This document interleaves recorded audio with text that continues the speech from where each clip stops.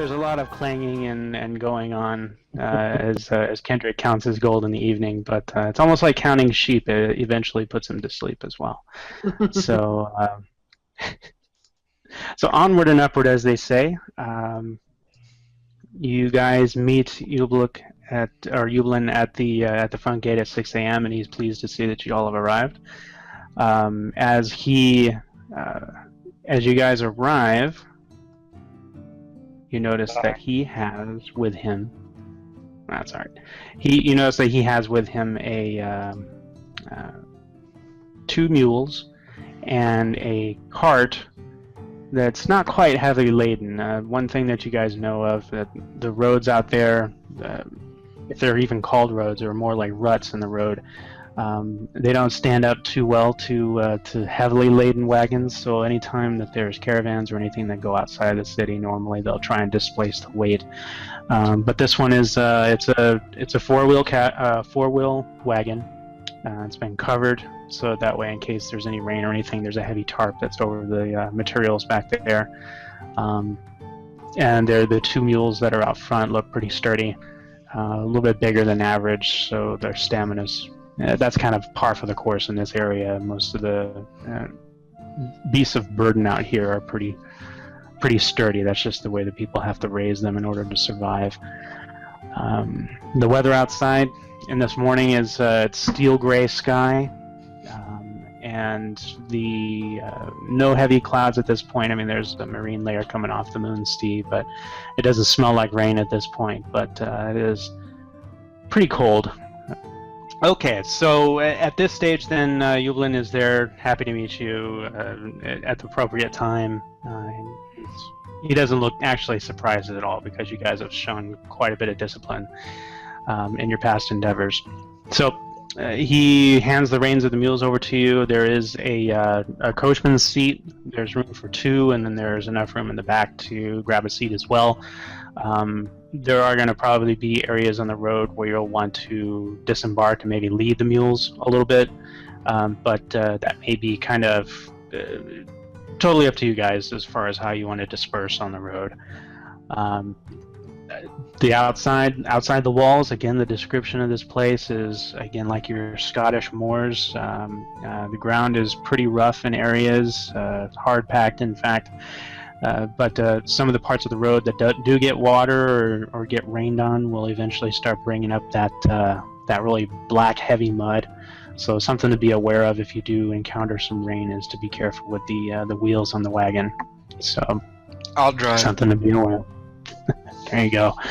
So Silas will hop up onto the driver's seat. Who wants to sit next to him?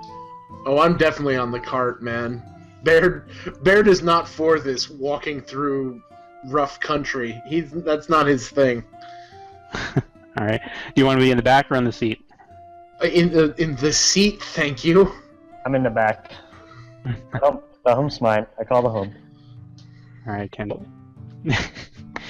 Kendrick, and actually the rest of you guys, Ublin is freely opening up some of the barrels just to kind of give you guys an idea of what's in there. You've got a lot of dried fish that come from the Moon Sea has been set in there. There's also some clothing items, like heavy bundled clothing, so like furs, that kind of thing, for traveling out in the countryside. There's a cask of wine. Probably like a real rough Chianti type wine, so it's a lot of the dredges that are in there. But is there anything that would tip us off to something not being legit about these? This is a barrel of dead fairies. Is there a dwarf hiding underneath the fish? You found me out. I can't believe it. No, there's not really anything suspicious on the cart at this stage. I mean, there's just, between the three of you, after you guys have kind of had a look at the supplies, you realize that this isn't really, I mean, it's one cart. It's not going to be enough supplies to supply a village of 100 people. You know what I mean? The clothing, if you were to try and guesstimate how much is in a couple of the crates that are back here, it might be able to put the clothing on the backs of maybe half a dozen people, maybe 8 if you really pushed it. The cask of wine is probably good for well, if it was a Liera party where Lady Shandar was throwing a shindig, it would last half a night. But other than that, I mean, it would last a good week for a small party, a small group of people. The foodstuffs, same thing. If you were looking to supply a group that would be the same people receiving the clothes, the food may last about a week or so. So that might be something to consider if you guys wanted to ask Yublin about that, or if just something to keep in the back of your minds. I'll leave it to you. If there's nothing that's even like sticking out or fairly obvious, Baird already has a bad feeling about this, but not bad enough that he would not help these people anyway. So he's kind of working under the mindset of this is helping this wayward outpost. So unless it's obvious, he's not going to go looking deeper. Okay. How about we roll? How about we roll for it? How about we roll a perception check? That's always worked so well for me in the past. Those dice are going so well for you today. You guys want to hit up a perception check? Like I said, because Baird is Baird, I'm gonna pass. But I also think that other people might want to do that. To me, this is a scouting mission. I know it's a scouting mission, so I don't care. Okay. Kendrick, if you want to do the honors. Yes, I do. I can go to my stat sheet. So efficient. Yeah. Perception. Oh, how come I have no bonus there? I need a bonus. Oh, 10. A 2. The first one. Alright. The first one was a 10. That's good. Alright. Okay, as you guys are kind of these numbers. I'm just saying out loud, I'm gonna be checking these numbers. Something is wrong with this calculation. I don't think I've seen anything over 11. Yeah, Some days you'll have games like this. With most stories, I ask the GM, please continue, while I thoroughly check these numbers. There's a 12. There's a 12. Hey, see? Alright, so Silas is showing some promise there. Okay, let's see here then. What you guys are... I mean, at this stage, I mean, you guys are you doing this in front of Yublin, or are you kind of doing this as you shove off into the As we shove off. All right. So Yublin bid you guys farewell. All of you, please, utmost care in this mission. These supplies, while they are important for my business and for my endeavors, it's not worth your lives. If it comes up to a point where you need to leave these supplies behind and either return to seek some other shelter, please leave them behind. I can recoup the costs. I would rather you men be safe. And Kendrick, you're kind of taken aback by this. Actually, all of you are taken aback by this. He's never really shown any kind of care like this before. Usually he's just like, I'll trust you guys, you'll be fine. You've been on some small adventures outside the city, nothing major, but this time is the first time he's really like, oh, please do be careful. Do be careful. Okay, I'm going to do that whole one hand on the shoulder move again, but it's a completely different version this time, because I'm going to basically look at Yublin right in the face and say, if anything happens to us on this trip, and we fall prey to some form of wickedness because of something you're not telling us, that will be on your head, and All-Father help you. And if you want me to roll intimidation on that, I will. But you can if you want. I mean, it's not... I don't think it'd be entirely necessary, but if you wish... If it's not necessary, then I'm just going to go with the line and be done. Yeah, no, that's fine. He's actually kind of taken aback. I'm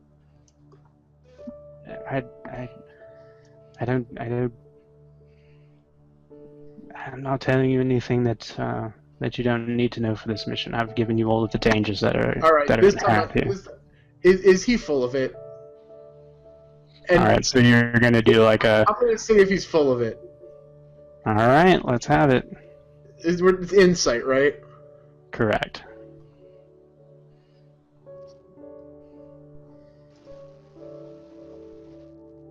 Oh! What? How did the what the How the what to what? He maxed out a 17. dice right there. Can I tell you I have a +5 in insight? So you got a 19 on that one then. Nice. Okay. Basically, what there is something that he's holding back, and it's not something that. I mean, you rolled so well. I mean, he's holding something back, but it's not something that's pertinent to what you guys are doing. It's actually something that you get a sense of. It's almost like saying, if I were to tell you, I would get killed. Type Okay. thing. So because I get that sense, I'm going to soften the tone completely and say basically, we will return. All Father keep you until then, and we will find out what's going on. Thank you, my friend. Thank you. He visibly relaxes after that, and he bids you all farewell and safe journey. And he goes and he nods to the city watch guard, who's been just kind of standing on the side. And he's smoking a cigarette and not really caring what's happening. But at the signal from Yublin, he'll open the gates, and you guys are out onto the road. Sounds good. So all right. So an interesting turn of events there. Then good. So you guys are in the cart at this stage when you guys are heading out. So you've got Silas is driving, Beard's in the front next to him, and then Kendrick is in the back. Kendrick, now you did a search, correct, for what was going on back there, and then also I think Silas, you had a quick look as well, as you guys were kind of getting things on the road. Guys. Oh, go ahead. So on the dice rolls, so how do I know if I'm successful? Is that the pass column? It can be if I've given you guys a target number to shoot for, but normally when I ask for certain rolls, passive. Oh, Yeah, passive. It That's means right. that it's passive. happening all the time. Happening all the time. That's right. The way this works, Mike, is that Jeff has a number in his head, Okay. and you have to roll equal to or higher than that number to be successful. right? That Okay. is correct. This is what we call trusting your DM. I don't mind trusting my DM. I don't trust my skill sheet. I don't trust. Yeah, welcome to gaming. I'm not sure. Yeah. I'm sure I even have this all set up right. You know, if we were gonna,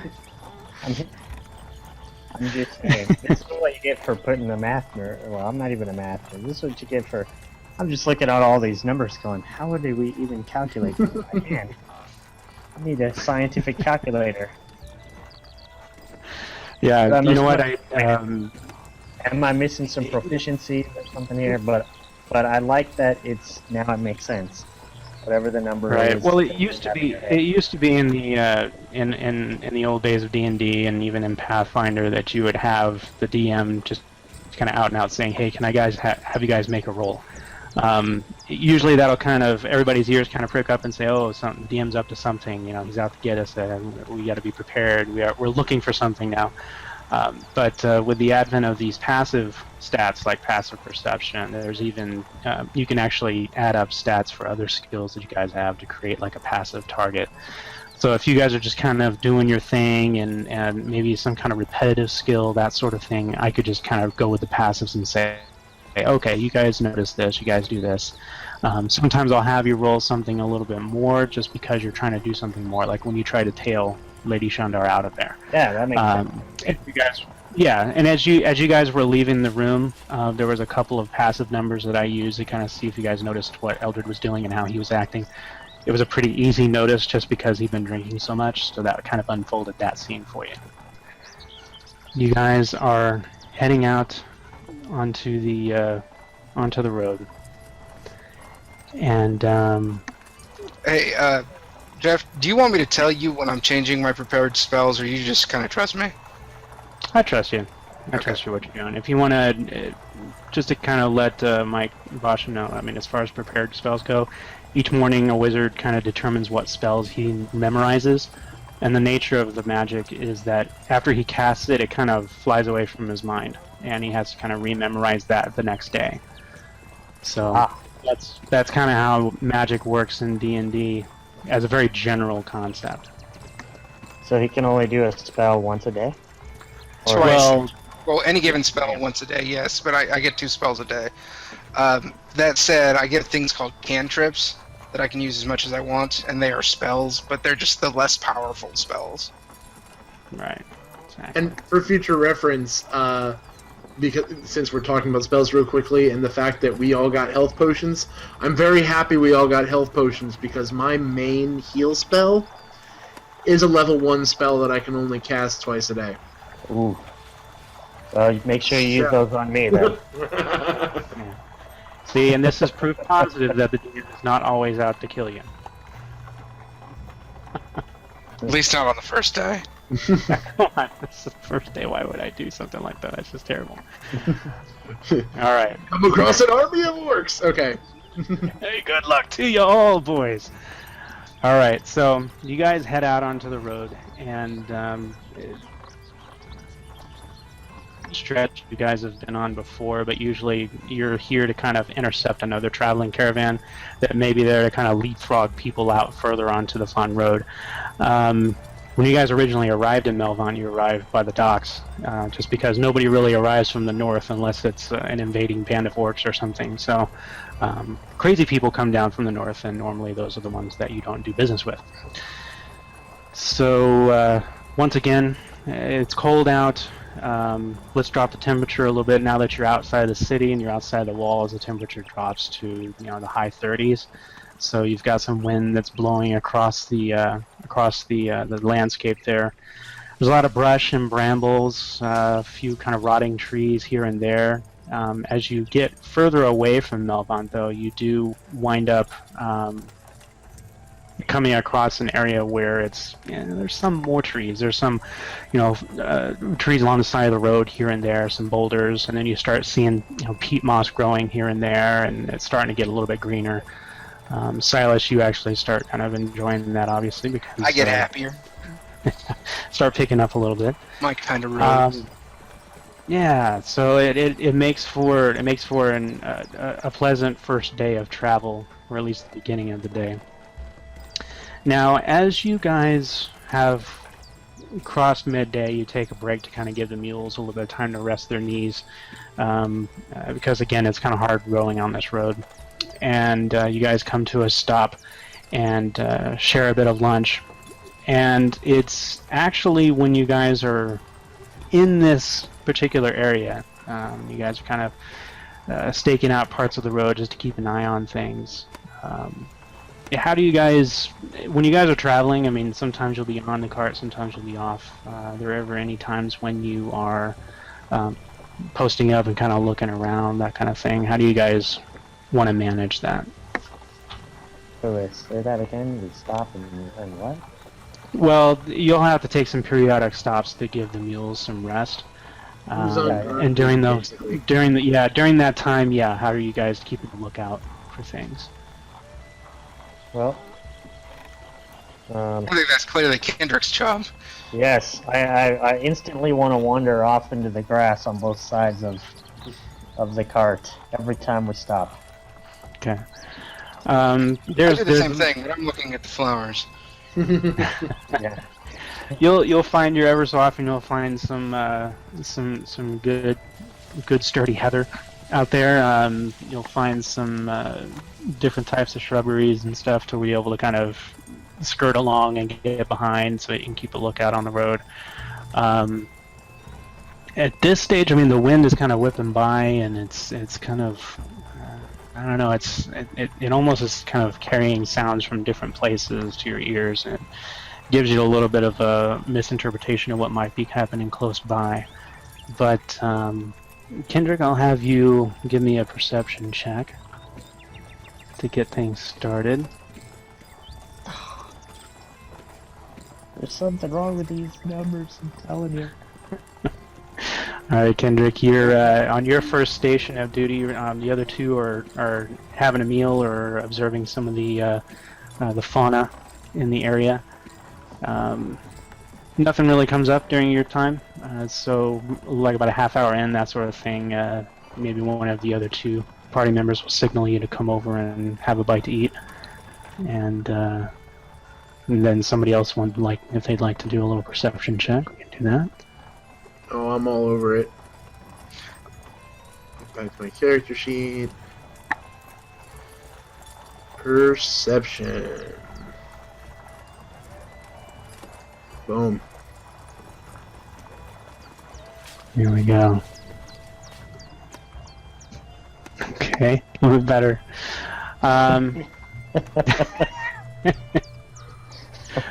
Okay, Just so to be sure, just so that we know, when you go to your skills tab, you're gonna see perception followed by wisdom, Yep. proficient.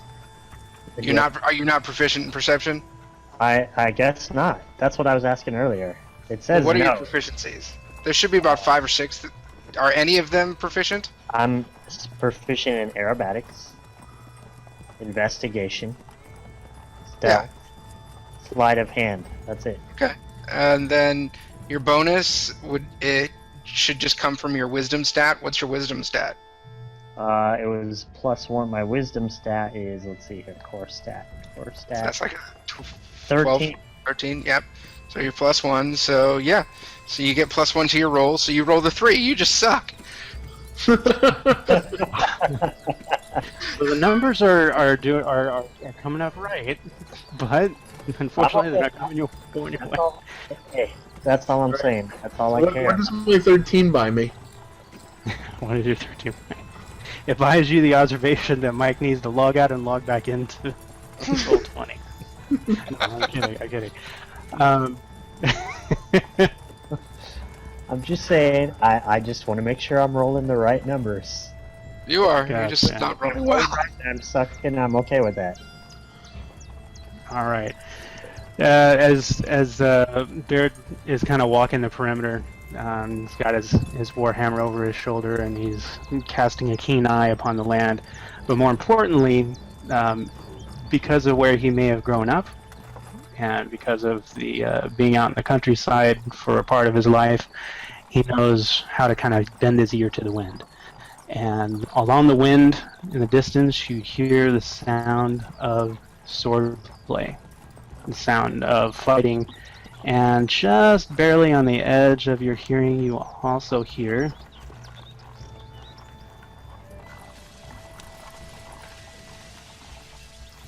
Greenskins. Hey, grunts. So the sound to your ears is probably of the smaller diminutive breed of greenskin.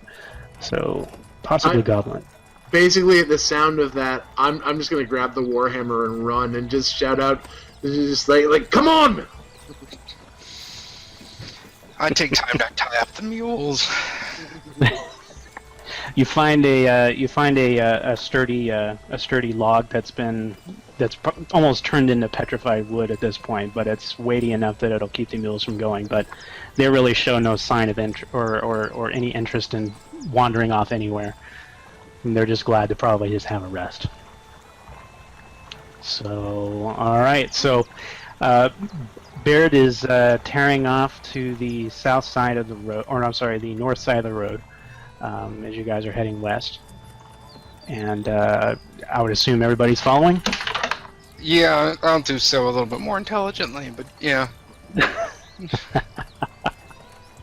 All right, so you guys are now heading off the road at this point, and you are coming across. As you guys are getting closer and closer, you start hearing the sounds of sword fighting. You know, the clang of metal off of shields, and but more disconcertingly, you are hearing the sound of goblin laughter. Do we hear any normally? non-goblin sound? Well, like that's a they good are- question. They are fighting with someone, or are they fighting amongst themselves? Actually, that is an excellent question, and something I'm totally glad to answer for you. And there you go. You guys should see that map there. Aha. All right. And you guys are approaching from the right side of the map here, so I'll go ahead and I'll put get your tokens all set here.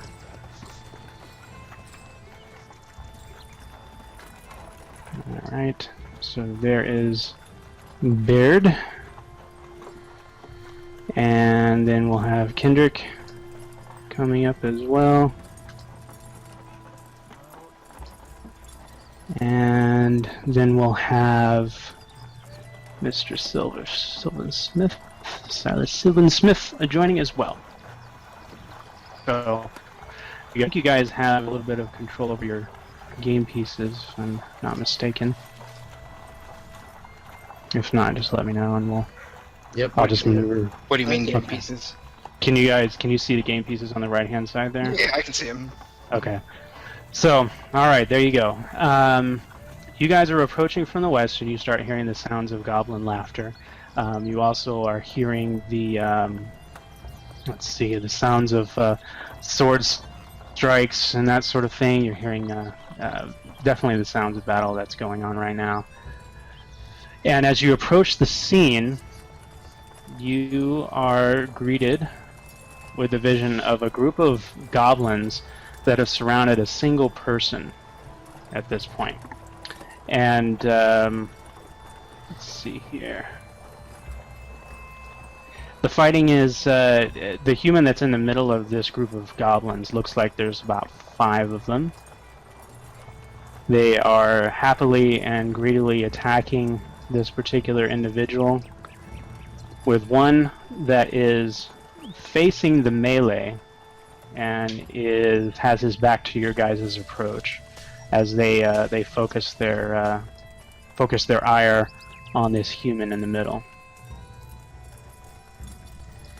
But they are having a delightful time causing this man dismay. What are we doing talking? Let's go save him. So I believe Alright. it is time to roll for initiative. It is. So let's go ahead and roll for initiative now.